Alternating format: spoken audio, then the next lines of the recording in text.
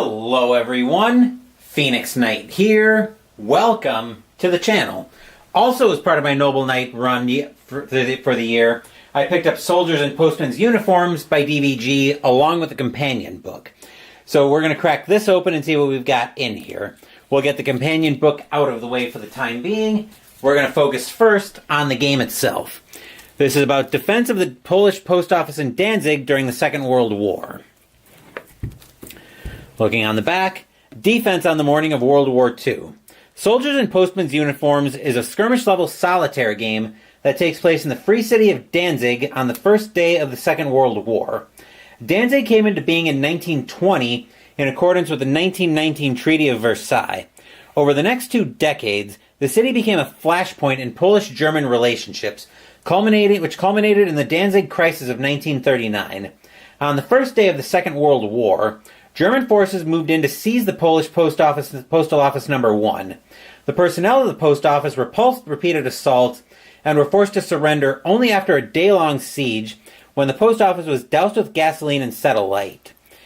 Though German propaganda cast these acts of defiance as futile and a failure, they were viewed by the Polish people as symbolic of their stand against a materially superior aggressor. In Soldiers and Postmen's Uniforms, you take control of the valiant defenders of Polish Post Office No. 1.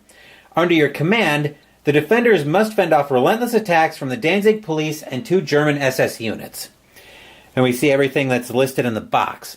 Let's crack this open and see what all we've got in here. There we go. Okay, we can close that. There we are.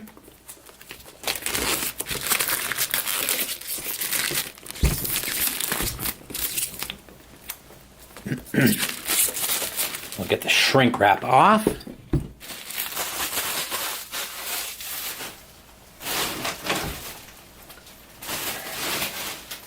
And now let's get it open and see what we've got in here. We've got the rule book that folded up in a weird way. We'll put that out of the way and get that a thumb through at the end. We've got a pretty sizable game board. I'm probably going to have to put this down. Well, it might be natively sideways. Let's find out. I'll get the rest of the box out of the way, but we'll take a look at the game board first.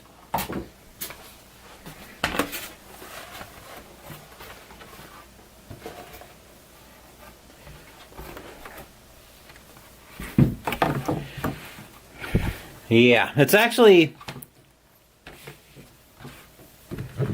I'm going to have to figure out some way to lay that down flat. But it's definitely got some gloss to it, as DVG boards usually do. Definitely looking familiar from when I played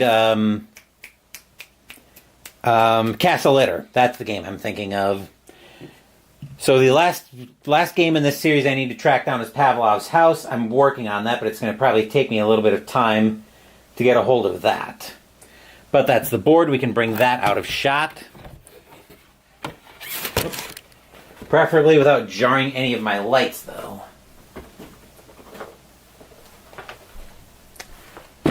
We've got the punch board. Unlike the other games, there's enough punch board here that I'm not going to punch this until I'm ready to start organizing everything, but it won't take me too long. There's that punch board. We've got sheet 3. Not sure what this black token's for. I'm sure the rule book will tell me. Actually, we've got a couple of them. That's sheet 4, 5, and 6.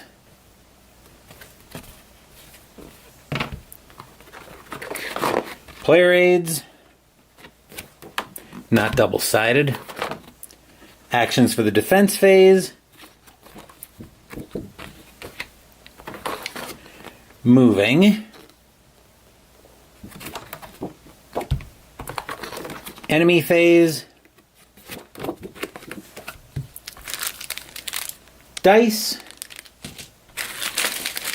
Tokens. I'm not sure what they're... Wooden blocks. I'm not sure what these are for. Then we've got the cards. I'm going to save myself some trouble. I'm going to pull the insert just to make sure there's nothing in there. But I am going to save myself some trouble and rip the insert out, because odds are that insert, especially once I get everything punched and bagged, that insert's just going to be in my way. So we'll get all of this back in the box. We'll bring the board back on top. Then we'll zoom in and give the rule book our cursory thumb through.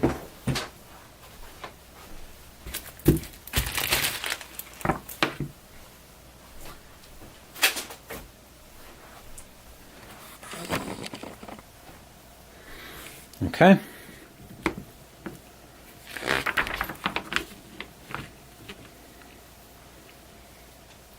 The object is to last through the entire day, which is represented through decks of enemy cards. The companion book, which as I mentioned, I've got the companion book. We'll take a look at that a little bit later in the video. This is quite a long rule book from the looks of it. Explaining the counters.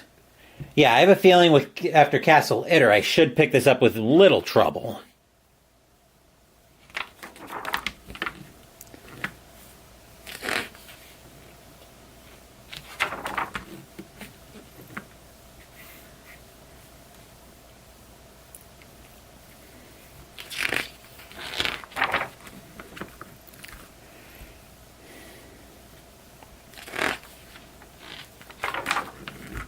I'll just have to get used to the unique quirks to this game over Castle Itter.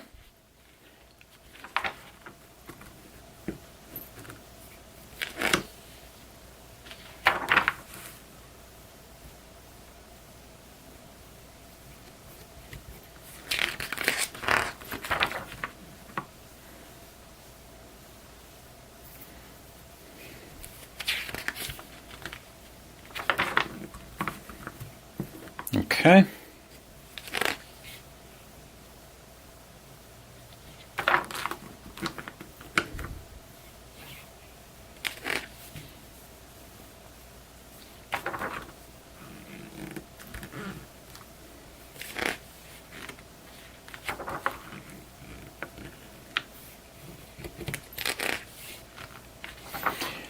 It's actually pretty good paper, it feels like. Again, maybe I was going to say a little on the glossy side, but it's actually not bad.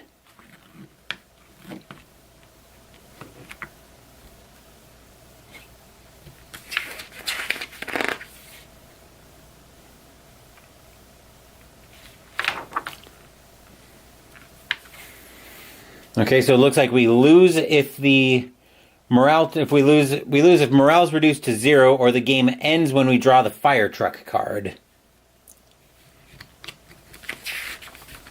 We got variants, references, and the end of the rule book. Question I'm going to have here is, once I get the companion book in here, which we'll take a look at that next.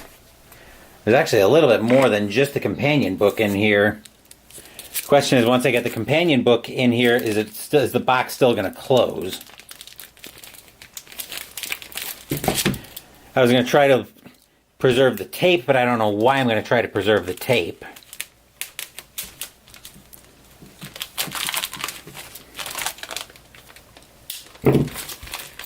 There we go. We can get that out. So what we've got here looks like we just got we just have a piece of cardboard, so we can throw that away. Plastic wrap from the companion book can also hit the garbage. And we'll take a look at the companion book. We'll give it a look for the table of contents. Looks like it's all just the history for everything. So yeah, it'll be nice to have the history when I finally get into this game.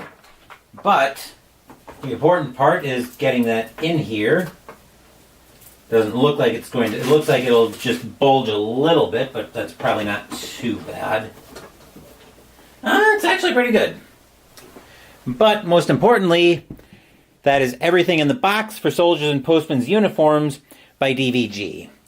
Now, I am caught up on product unboxings, at least until I get a couple more deliveries in. I'm expecting one in tomorrow, and I'm expecting another one in sometime next week. I'm going to say Wednesday I'm expecting that box in.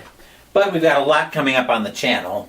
Tomorrow, Mystical Munchies will start out of the Corleone family cookbook as we make the appetizer, Pasti Fajoule. I did announce that change earlier this morning when I was unboxing, I think I was unboxing Star Wars Battle of Hoth when I announced that change. So, as for the scheduled games, the only one I'm going to announce is Sunday morning, where Christmas in Arkham is going to continue with our game of Arkham Horror 2nd Edition, as I will be minus Jester for this video. We are currently up on Shubni Gudath by a score of 1-0, so we'll be starting our game of 2nd Edition with an extra item. We'll see how that's going to work tomorrow, or not tomorrow, Sunday. Thank you for watching the video. Please give the video a thumbs up and subscribe to the channel. Be sure to turn on notifications so you get my content. Be well, stay safe, take care of yourselves and your loved ones, and I'll be back with more videos in the future. Until then, take care everyone.